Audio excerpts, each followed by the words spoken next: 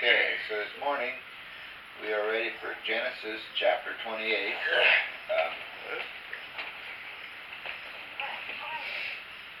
This is where Jacob is sent away.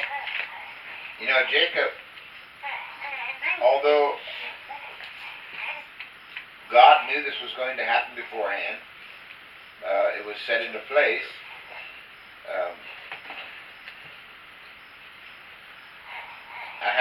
We always have to remember, Jacob did some things he shouldn't have done, didn't he? He lied to his dad. And so here, this story is Jacob. The title to this is Jacob is sent away. And so now he's going to he's going to be forced to leave his family. He's going to miss time with his parents before they pass away. But I think we're going to see, the first part is him being sent away, but we're going to see that God is still with him. Okay. It says, so if you remember, Rebekah had gone to Isaac and complained to him. In the last verse of chapter 27, she said, Rebekah said to Isaac, I am tired of living because of the daughters of Heth. If Jacob takes a wife from the daughters of Heth like these, in other words, the ones that Esau had married, from the daughters of the land, what good will my life be to me? I guess I would say to Rebekah that it's not about you, but anyway. She complains this to Jacob, to Isaac, and obviously Isaac wants to make his wife happy. Okay. So chapter 28, verse 1 says, so Isaac called Jacob and blessed him and charged him and said to him, you shall not take a wife from the daughters of Canaan.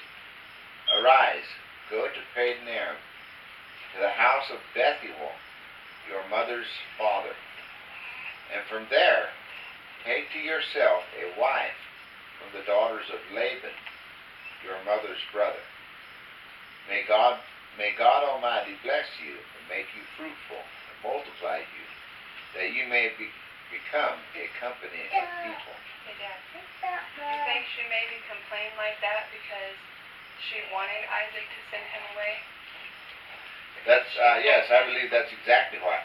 Because remember the last chapter, she heard about what Esau said, that he was going to kill him after his death. And so I think she devised this to try and to make, she knew that Esau was planning to kill him, but she said these things to Jacob to show her displeasure with Esau's wife, first of all. But,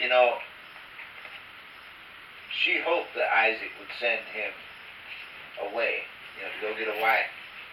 Yeah. And that's exactly Abraham had done that, sent away to get a wife for Isaac.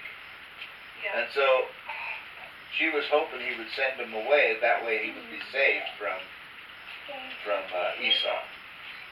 So I believe she orchestrated it. I believe she put, because she knew that her husband would try to make her happy. Yeah. But she didn't want to come out and say to him, hey, Esau's planning on killing Jacob. So she did this as a way of getting him out of there. And so Isaac sends him off, and he says in verse 4, he says, May he also give you the blessings of Abraham.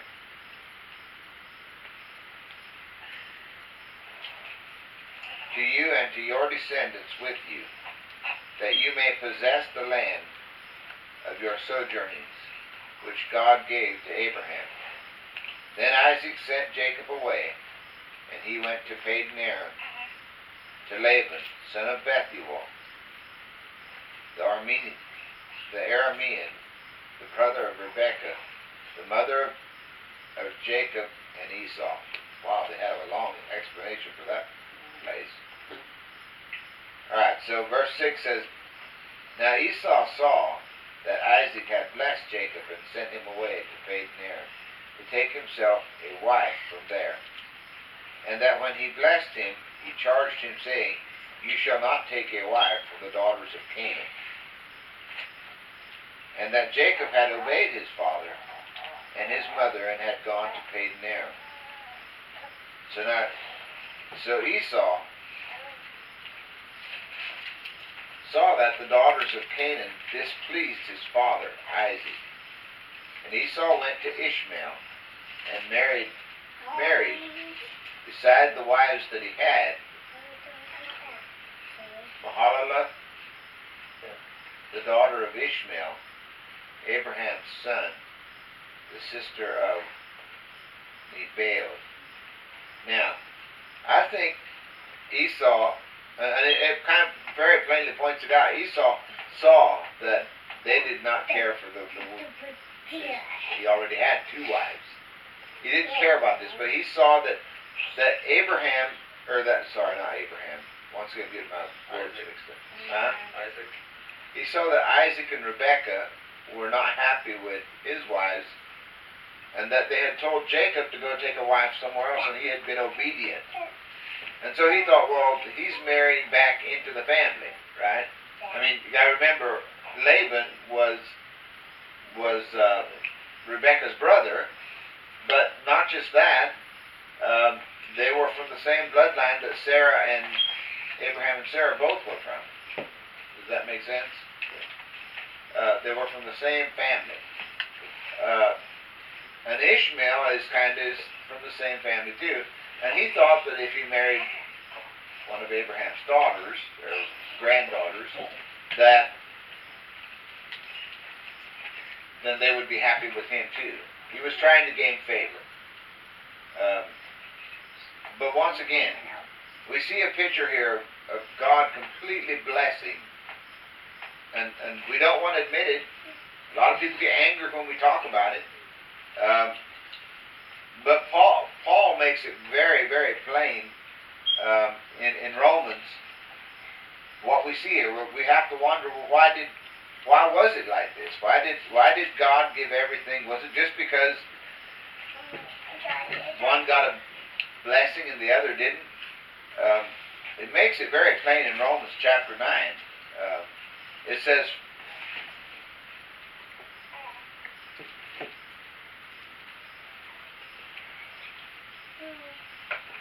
Romans chapter 9, verse 12 says, It is said of her, the older will serve the younger, just as it is written, Jacob I loved, but Esau I hated.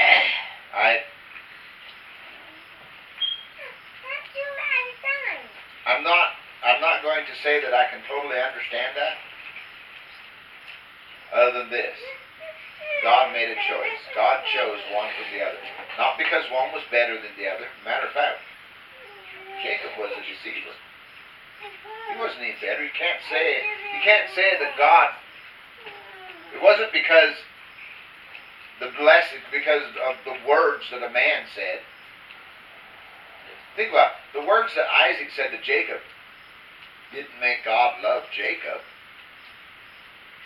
Or the words that Isaac said to Esau didn't make God dislike Esau. Yeah, because it says that he loved one and hated the other while they were still in the womb. Yes, in the womb, while it was still in the womb. I mean, it wasn't something they had done. God made a choice before, and some people say, well, God knew that Jacob would serve him and would love him and would choose him and all this stuff. Not true. Jacob was a deceiver. He lied to his father. Jacob was no better than Esau. God chose. Why? The only way we can answer that, there's only one way the only way that we can answer that, and I'll read a verse just to help us understand it. But God chose Jacob instead of Esau, and the only thing I can really point you to would be Ephesians chapter 1. I'll read 2 verses to you. Or let me just read verse 11. Also we, having obtained an inheritance, having been predestined according to his purpose, who works all things after the counsel of his will. That's the last part I want you to think about. Okay? Not the first part, not about us obtaining an inheritance, or having been predestined, okay? But this last part, according to his purpose, who works all things after the counsel of his will. Very important. A lot of people that skip over that verse, they ignore it. Ephesians 1:11. The last part of that verse makes it very plain that God chooses, God decides. Verse 4 says, just as he chose us in him before the foundation of the world, that we would be holy and blameless before him. In love, he predestined us to adoption as sons, through Jesus Christ to himself, according to the kind intentions of his will. I don't know why people want to argue with that. That's what it says. They argue with it. They try to put something, make it say something else. That's what it says. That God works everything after the counsel of his will, according to the counsel of his will. Okay? God decided. God hated Jacob or Esau in the womb, and he loved Jacob. Why that is, I do not know.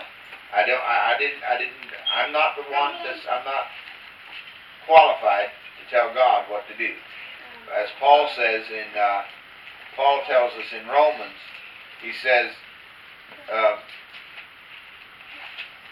can the clay say to the potter, why did you make me this way? Does that make sense? Can the clay can't say to the potter can make it any way he wants to, can't he? Not like what Job said, you can't, you weren't there when you made the foundations of the earth. Right. In Romans 9, verse 20 it says, or in verse 19 it says, you will say to me then, why does he still find fault? For who can resist his will? On the contrary, who are you, O man, to answer back to God? The thing molded will not say to the molder, why did you make me like this, will it? Or does not the potter have a right over the clay to make from the same lump one vessel for honorable use and another for common use? From the same lump, Isaac and Esau were made from the same lump for two different purposes. Okay? And I know that people want to say, but they chose their path. But no, once again, we're forgetting something. They chose their path. But what about the fact that, if I can find it,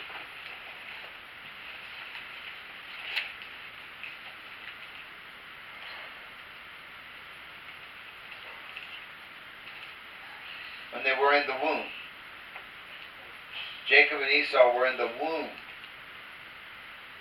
when God said, one I hated and the other I loved. It says, and not only this, and this is verse 10 of chapter 9 in Romans, and not only this, but there was Rebekah also, when she had conceived twins by one man, our father Isaac. For though the twins were not yet born and had not done anything good or bad, so that God's purpose according to his choice would stand. Does that sound familiar? What did we read in Ephesians a little bit ago? Yeah, so it would be God's, it was his purpose, his choice. It says, before they had done anything bad or good, so that God's purpose according to his choice would stand. Not because of works, but because of him who calls. Okay? This was, guys, it wasn't because of what Jacob did or what Esau did, but because of him who calls, according to his purpose. Okay? At the same time, that being said, let me make sure I point out, we are responsible for how we live. We can't turn around and say, well, God didn't cause me to be good, so I wasn't good. You're still, if you don't choose to live right, if you live in sin, you will be punished for that. You will be held accountable for that. But if you do trust Christ, if you do live a right life, the glory and praise doesn't go to you, it goes to God. Then Jacob departed from Beersheba and went towards Haran. He came to a certain place and spent the night there because the sun had set, and he took one of the stones of the place and put it under his head, and he lay down in that place. He had a dream, and behold, a ladder was set on the earth, with its top reaching to heaven. And behold, the angel of God was ascending, and the angels of God were ascending and descending on it. And behold, the Lord stood on it, and said, I am the Lord, the God of your father Abraham, and the God of Isaac. The land on which you lie, I will give it to you, and to your descendants. Your descendants will also be like the dust of the earth, and you will spread out to the west, and to the east, and to the north, and to the south. And in you and in your descendants shall all the families of the earth, notice that right there, shall all the families of the earth be blessed. We can enumerate those. There are the blessings. There are more than we can count, but some of the blessings we can point out is we have Christ through his bloodline. All the families of the earth have Christ through the bloodline of, and it says, and in you and in your descendants shall all the families of the earth be blessed. That is because we have the Bible. Literally, we have the Bible through that bloodline. The Old Testament, the Scriptures, okay? Through that bloodline. We have the temple services. We know the holiness of God. If we'll take the time to read it and study it. Through his descendants. We have Jesus Christ through it. Those are things that we would have never had God not called out a people and revealed himself to them, lived with them, and showed them who he was and who they are. Does that make sense? Yeah. We have the whole Old Testament to show us the wickedness and the depravity of man. Even though God lived with them, they did not choose him.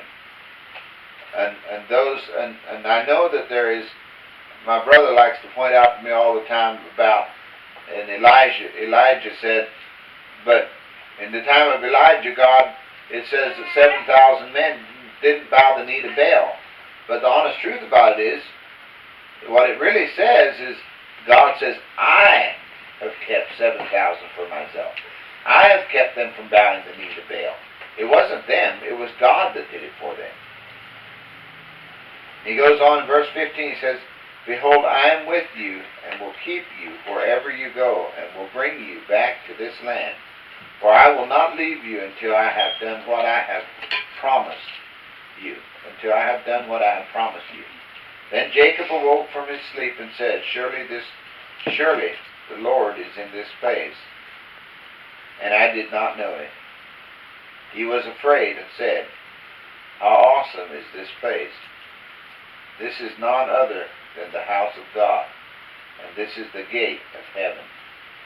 So Jacob rose early in the morning and took the stone that he had put under his head and set it up as a pillar and poured oil on top of it. Pour oil on its top. He called the name of that place Bethel. However, previously the name of the city had been Luz. Then Jacob made a vow, saying, If God will be with me, and will keep me on this journey that I take, and will give me food to eat and garment to wear, and I return to my father's house in safety, then the Lord will be my God. This stone, which I have set up as a pillar, will be God's house, and of all that you give me, I will surely give a tenth to you. Okay, so there was no rule for tithing at this time. But Abraham tithed, remember? Jacob here is saying he's going to give a tenth to God. Now, I want you all to notice something. Of all the people in the world at this time, we know that the Bible says that Melchizedek was a priest of God Most High. There were other people that God revealed himself to. Okay? One of the reasons we know that is because Moses' father-in-law, Jethro, was also a priest of the God Most High. Does that make, do y'all remember that? Okay, so there were others.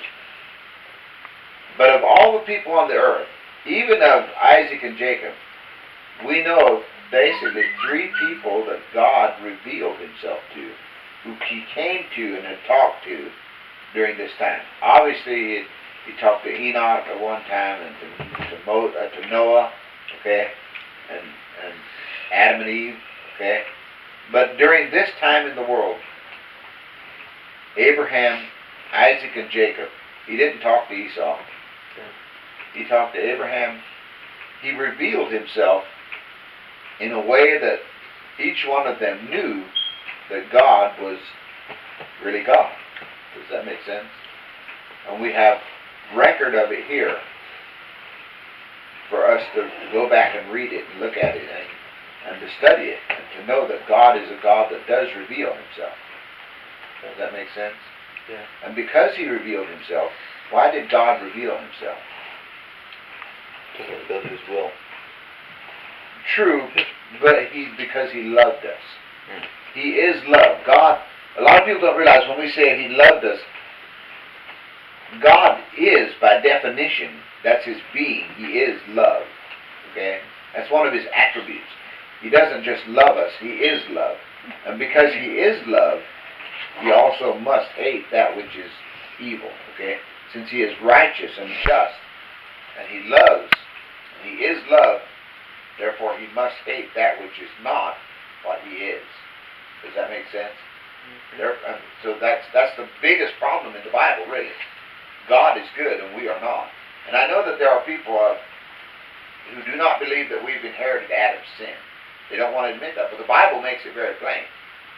If they'll read all of the Bible makes it very plain that we have inherited Adam's sin. If we hadn't inherited Adam's sin, then we wouldn't all die. Okay? Because God created human beings to live forever. The reason we all die is because we have inherited Adam's sin. Paul deals with that in Romans. So anyway, but God revealed himself, and he called out a people to reveal himself to let the world. That's one of the things that all the families of the earth are blessed by. They all get to know that there is a God, and even though they don't want to admit there's a God, they don't even need this to know there is a God. In all honesty, how do we know that? True. Romans tells us that, right? Romans tells us that in chapter 1 that they have always known, people have always known there was a God. They just suppressed the truth within themselves. Yeah. All right. So anybody have any other thoughts? I mean, I've always wondered, how did they know to give a tenth? I mean, it never says God said give a tenth. It doesn't. And they always tithe a tenth when they do tithe. Abraham did a tenth, and so did. Well, the children of Israel, it does in the Bible, it does say to give a tenth. Yeah, but this was before. Yes, before the law. In the law of Moses, they were told to give a tenth. Okay. But yes, this was before. You're talking about Abraham gave a tenth. Now Isaac's promising to give a tenth. Jacob. Yeah. I know. I said Isaac too. So Jacob is now promising to give a tenth. And Wesley, I don't know. I don't know how they knew. I'm not sure. Nowhere does it tell us how they knew. Jacob might be doing it because that's what Abraham did.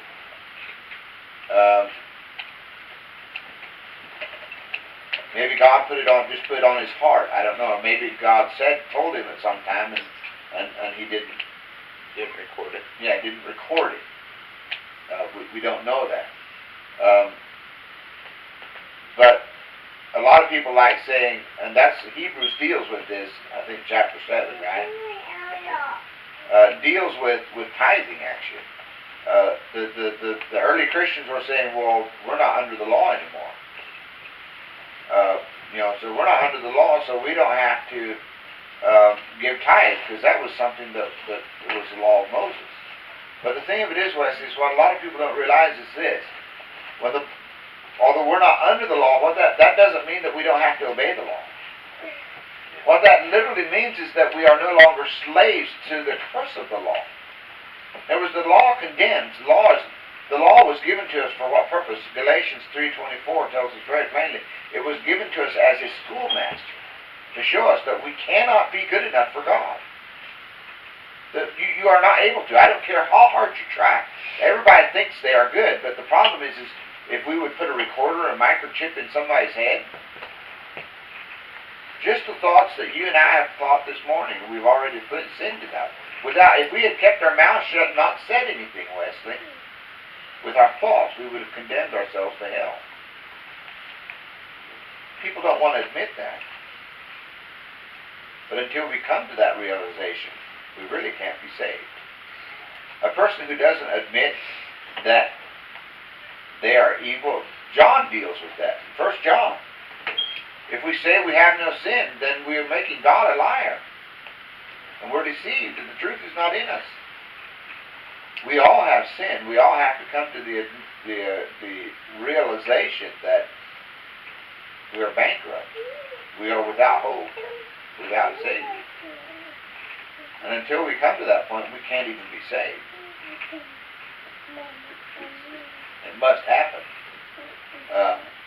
But no, the tithing thing, I don't know. I don't know, Wesley. I can't answer that. I really don't. It's not in the Bible. Yeah. But we are still under the law.